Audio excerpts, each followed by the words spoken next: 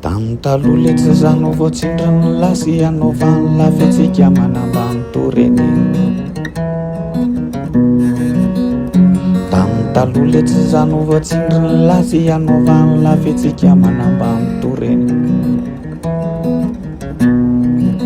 Fa ankehitriny lesy tsy malitsony io ambany io ka mety io ambony, ka samy mifanindrinindro tsony satria sika ne ka samy olona ihany. Kodiaran-tsaretin'ny fiainana tany ka zamba manambanimbany, kodiaran-tsaretin'ny fiainana tany ka zamba manambany zany. Ankehitriny raha zano anindra la de ampalahelo eo ela, vefa tsy nety zao ny nataony la sa tsy hanao toy ny nataony la, sa tsy amaly fatiany la, tsy amerina ny ataony la, sa tsy amaly fatiany la, tsy amerina ny ataony la. Oh, kodiaran-tsaretin'ny fiainana tany ka zamba manambanimbany, kodiaran-tsaretin'ny fiainana tany ka zamba manambany za.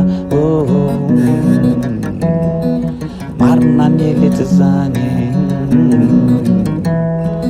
marina ny eletsy zany.